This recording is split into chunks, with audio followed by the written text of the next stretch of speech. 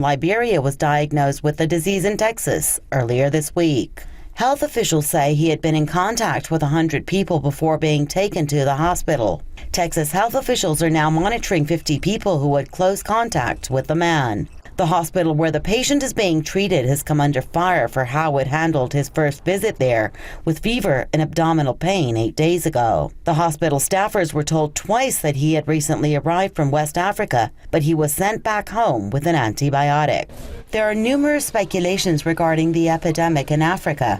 Some believe the outbreak is a result of biological warfare waged by imperialist countries, particularly the U.S., against Africa.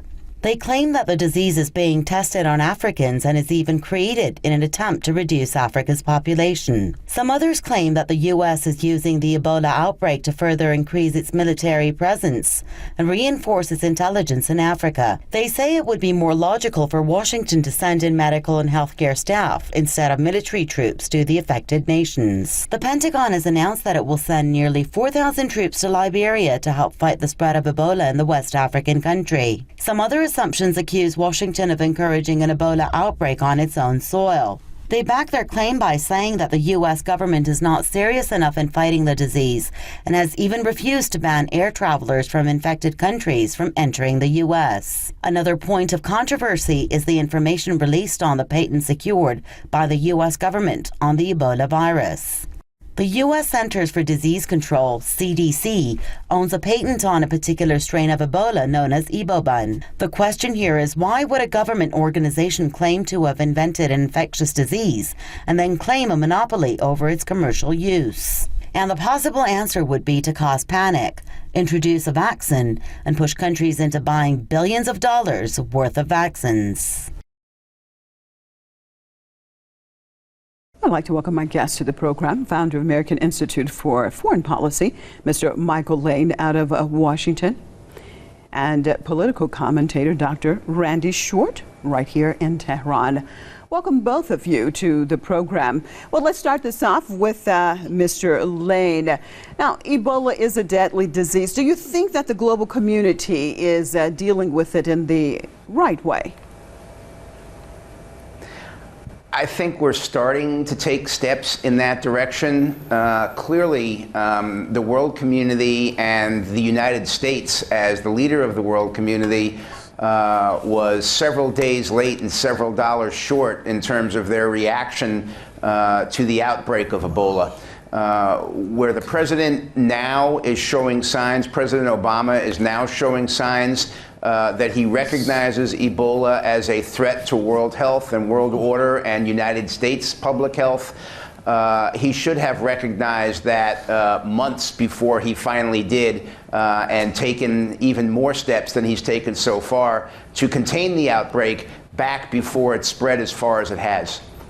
What about that, Dr. Short? Do you agree with our guest, Mr. Lane, who said that now the United States is starting to take the precautions that it had needed to take before? Or do you see it in a different perspective? I agree, if I'm following the hegemonic line, that this was a legitimate disease that just occurred freely in nature.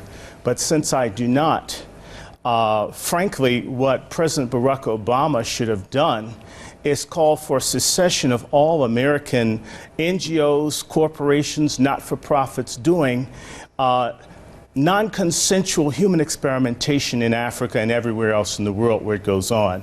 Ebola, I'm holding in my hands a patent that the U.S. government gave for Ebola in 2012. It says it's invented and it was made in its abstract for experimentation. Governments in Africa were given about $140 million to let experimentation start in January of this year. And now we see people dying from it because it was a disease made to kill, and it's killing. And in reality, this late move, to me, has more to do with creating a panic so people can sell medication as well as kill Africans. This gentleman and I are going to disagree. I'm an African American and quite proud of it. Anglo-Americans have been killing African people for profit and for land for 500 years. This is just another instance and this is as clear as this government patent, and I dare him to tell me this is a conspiracy theory when they say they made it. When this has the U.S. Department of Health as an assignee to this patent, for someone to say to me that it's a conspiracy theory when they say so. Okay. This isn't a conspiracy theory. Stay with me, Dr. Short. Kill people and make money. Stay with Dr. Short. Crossing over to Washington. Mr. Lane, your take on what our guest, Dr. Short, has just stated. Well, I think he's a little over the top here. No, I'm not over the top. Let's figure out where we are. I know exactly where we are. You deal with the patent, sir. Okay. When the government says they give a patent for it, it's not over the top. Deal with the fact that I laid down. The fact is that it was made. It says it's invented. It has the name of the inventors on the patent. Okay, just check the internet. Let me cross over to Washington. Over the top. This is just being real. Stay with me, Dr. Short. Go ahead, Mr. Lane. I'm not familiar with the document that he has. I do know it exists. I don't deny its authenticity.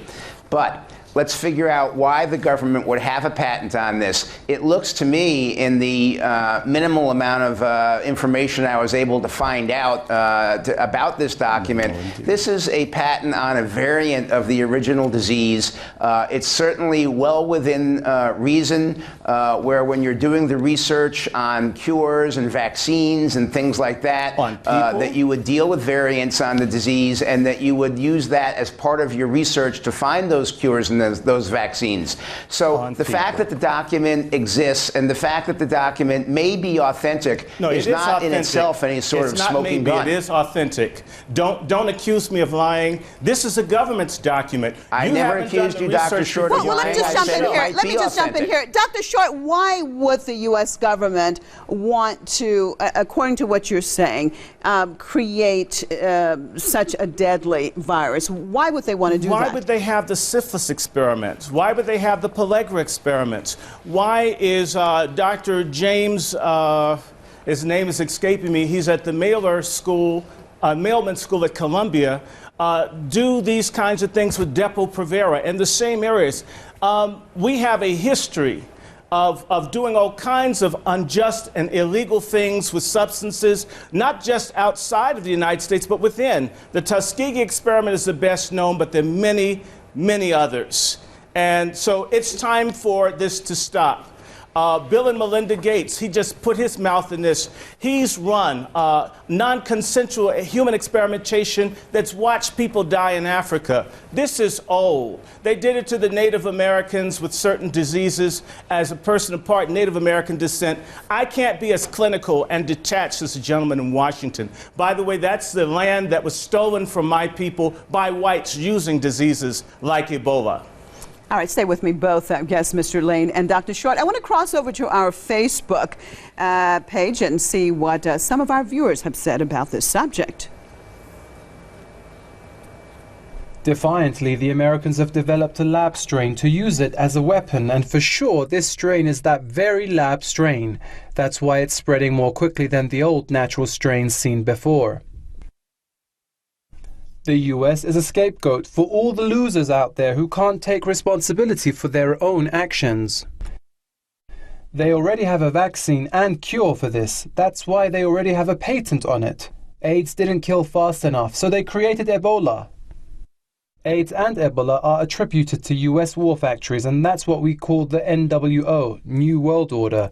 Why do they have to bring soldiers instead of doctors? Is Ebola a terrorist? Let the fools be fooled. This will definitely be an interesting debate. Can't use my guesswork to know whether Ebola is man-made or not. I only want to flip through each evidence provided from each side. All I know is that it is a dangerous infection. Press TV, why can't you make